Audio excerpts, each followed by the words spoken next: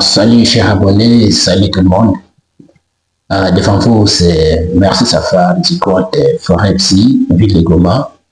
Aujourd'hui, j'aimerais partager avec vous une question très intéressante. Qu'est-ce qu'est le traumatisme en milieu scolaire? Nous devons savoir en premier que les traumatismes à l'école, surtout dans la zone de Goma, qui est encombrée par les conflits armés, les conflits communautaires, les déplacements, les kidnappings, aussi les violences familiales, les abus sexuels, les morts d'un proche.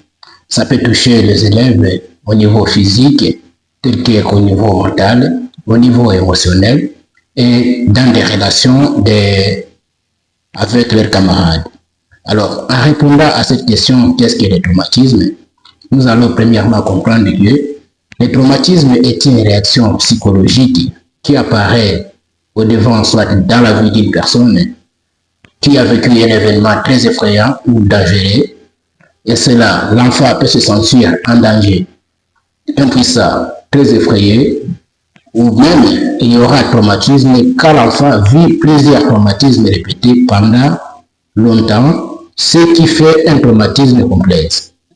Tous ces événements-là que j'ai citer auparavant vont laisser des impacts dans la vie de la personne et ça peut même impacter sur toute la personnalité de l'enfant.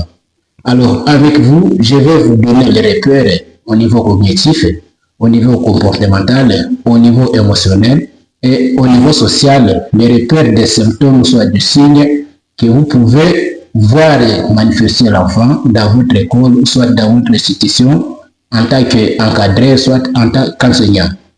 Premièrement, je vais toucher sur les symptômes d'ordre cognitif, ou soit les problèmes qui sont causés par ces événements-là. Et là, vous allez voir votre enfant, et là, l'enfant a une difficulté d'apprentissage. L'enfant a un sentiment de ne pas être capable de faire quelque chose.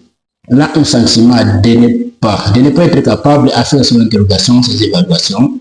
Soit il développe des cauchemars répétitifs. Il a le sentiment, soit il est toutefois déconcentré dans ses activités. Il développe des oublis fréquents, les souvenirs envahissants.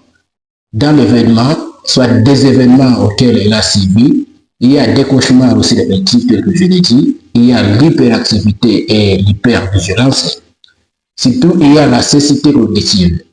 Au niveau émotionnel, vous allez voir votre enfant, il a une difficulté à contrôler ses émotions. Surtout la peur, qui est tellement fréquente. Il y a la tristesse, la colère, l'anxiété, l'angoisse, l'inquiétude. Il y a aussi des pleurs qui sont fréquents et sans cause surtout. Il y a des signes comportementaux tels que les évitements, l'irritabilité, isolement, agressivité au devant de ses camarades, désintérêt pour l'école. Il y a aussi le décrochage scolaire qui peut se présenter. Il y a des maux de tête, soit des céphalées qui sont à répétition. Il y a des douleurs abdominales. Il y a aussi des troubles de sommeil chez les enfants et un cancer. Pour le niveau des relations, soit le niveau social, vous allez voir que votre enfant manifeste des retraits sociaux.